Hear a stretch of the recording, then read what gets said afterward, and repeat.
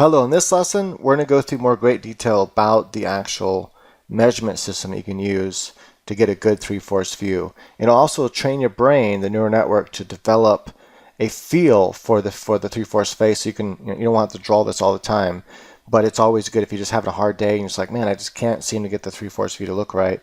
This little guide here is really super helpful. So how it works is like this. You go ahead and take a perfect circle, and it has to be a perfect circle. If your circle's not perfect, then it's not going to quite look right. So you hold down the shift in both Photoshop or Manga Studio 5, and then in Manga Studio 5 I'm going to go to Edit, and I'm going to go ahead and outline the selection like so. This just gives me a perfect circle. Now you can use a protractor if you're working by hand or whatever. The next thing I want to do, I'm going to do this all with the line tool here, is you divide the circle in half. Hold down the shift key if you want to make sure that it gets a nice straight line. Divide the circle in half this way. That's right about where the eyebrows go. Divide the circle in half again on this side. And this is right about where your ears will go. I'm actually going to make that go back a little bit more. You can actually mess with this a little bit. It doesn't have to be exactly perfect. Like so. Now when you divide this line in half here, just bring it all the way down, because this would be right about where the middle of the chin is. Alright, so that's about where your chin's going to be. The next part is like, I don't know, it's a little bit more difficult. What I like to do is I just kind of imagine I'm cutting off the end of the circle there, and then I'm dividing what's left here in half. And that's going to be where the eye starts. This is going to be right here where this foreshortened eye is. This line right here, the middle line, is actually where your eyeball starts. You can actually have the edge of it start there if you want shorter eyes. If you want slightly longer eyes, have it kind of extend outside, and that's just the white part of the eye. The next part, this is important here, is this line that comes down here also is where the nose will start, and then it's where it's going to bridge out from here. The nose will be higher than here. Normally you draw the nose right here on the bottom of the circle. We're actually going to draw the nose a little bit higher over here. And that's just something that you memorize.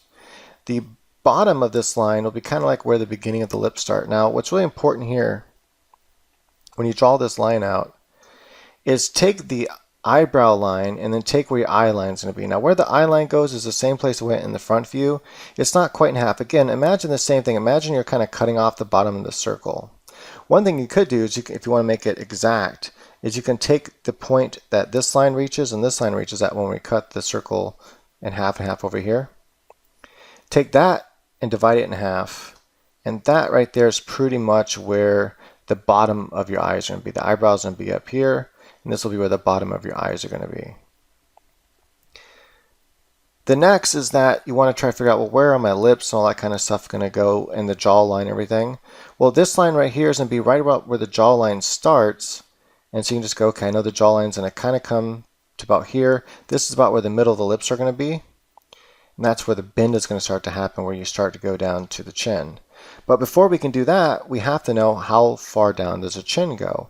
This is why I had you make this line here for the eyes. You take this length from here to here, and you duplicate that length. So you take that length and duplicate it, and that line right there is going to be where the bottom of the chin is. And so now you know you have this kind of curve. It goes about like this, and it curves back over here, oops, to the chin. I should probably do that line again. Comes back over here to the chin. And then you have this line coming up to about where the nose is, and then about up here to where the bottom of the eye is. So it's just about shaped like that.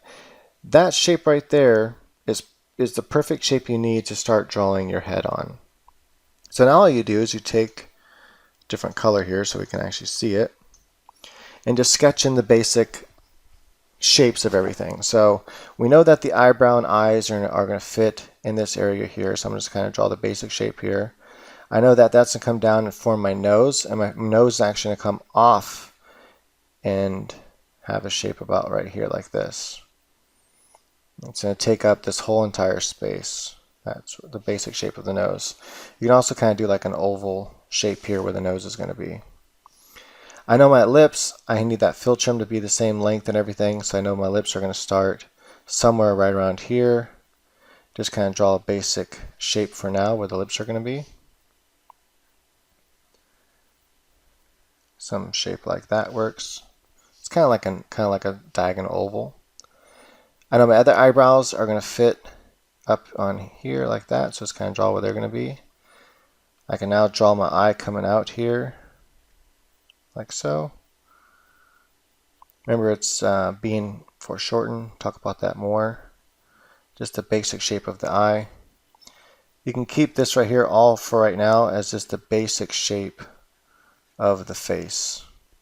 The ear is going to come off around here. It's going to be a little bit lower. Since it doesn't go to about the lower of the nose right there. The head, I like to cut the head off and come like this right here. So that's about where my head's going to be. This eye is going to be a full eye length away. So if you take it from here to here, you can actually have it extend out. It just depends on how big you want the eye to be. That's the bottom of the eye. That line's the bottom of the eye.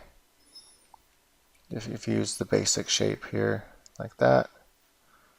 And there you have it. If you follow this guideline, you're sure to draw good, pretty faces from 3/4 view. Then you'd have to just watch the rest of the section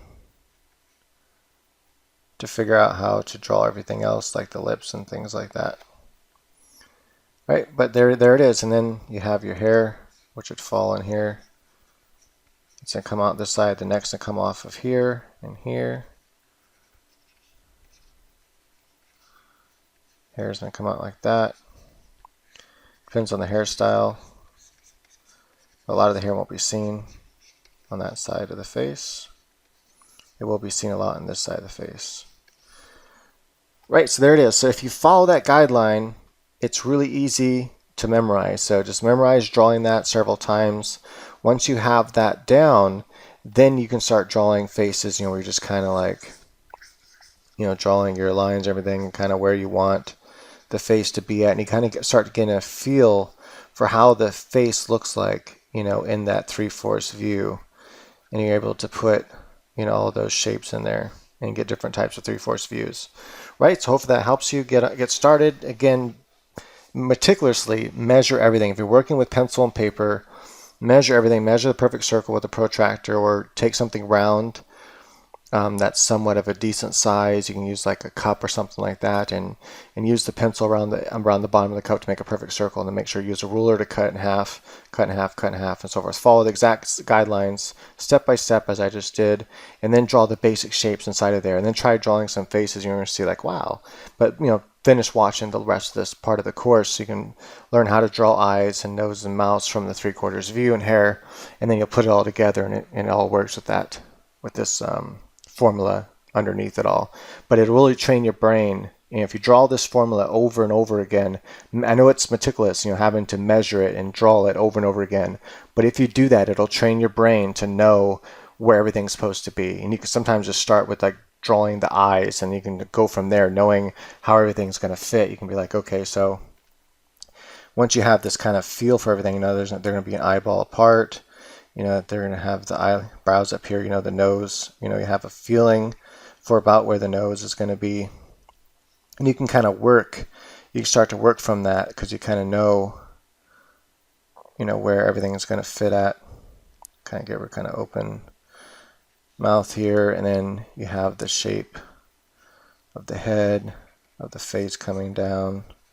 Decide how big you want her chin to be and stuff, and where you want the ear to be. And there you go. So you can actually work, from wherever you want to, because you know now where everything's supposed to be at. But it takes a while to get to that point. And to get to that point, for your brain has understanding of the relationship of all of those features and how far away they are from each other, is to draw this very, very kind of like boring map over and over and over and over and over again. And then your brain will have it. Give it time. It's not going to happen overnight. Draw a bunch one day with using the rule and everything. Wait a day maybe. Draw a bunch the next day. You'll get better and better at it. And then trying to draw it first from the video here, using the exact measurements and everything. After a while, you'll have this memorized exactly where everything goes. And once you have this memorized, you can just be bored and sitting somewhere and on your phone or whatever, piece of paper and a pad, just start doing this formula right here. Just sketch out this formula, and even try it. If you don't have something to draw a perfect circle with, try to draw the best perfect circle you can, and just do this, bang out this formula. But I recommend drawing that perfect circle first, because before you start freehanding circles. The reason why is that way everything is exactly how it's supposed to be, and that's what you want your brain to memorize. If your brain memorizes an imperfect circle, if you're sitting here and you're drawing a circle and you think, that's a perfect circle, and you divide it in half here, and you divide it half here, and you divide it half here, you follow that basic measuring procedure, and everything doesn't look right because your circle wasn't right to begin with. So make sure to make those circles perfect. Whatever you have to do to make them perfect, trace something, use a protractor, make sure the circle is perfect. You can freehand a straight line, so if you're good at freehanding straight lines, you don't have to use a ruler, but I highly recommend at the beginning to use the ruler, but definitely don't cut yourself short on that circle. I'm emphasizing this so much because I know so many people, they hear my teachings, they do them, and then they just I'm just going to freehand a circle. And it looks good enough, but if you were to start, dividing everything and go through it all, you realize that, something looks wrong with your face, and it has to do with that circle. So you want to train your brain to have the proper relationship from the get-go, rather than having to retrain your brain. What's going to happen is, if you ignore my advice and just start freehanding circles and go, I can draw good circles, and you just freehand the circles and divide them and stuff, you're going to wonder why my faces don't look right. And then you have to start all over again and retrain your brain, which takes longer than training it the first time. To retrain your brain takes longer than training it the first time. So please don't make that mistake, because it takes forever to retrain your brain. Train it right the first time by tracing circles. Print out a circle if you have to. Go to a site, go to a perfect circle and print it out if you don't have a computer type program to draw in. Print out that perfect circle and trace over it, or print it out and then draw from there. Use a ruler and draw everything else on top of that perfect circle. But start with the perfect circle, guys. It's really important. It's so easy to pick up a cup and just trace a circle. All right, thank you for watching. And now that's pretty much it. You don't need a video for the exercises. The exercises is draw this a bunch of times using a perfect circle. All right, thanks.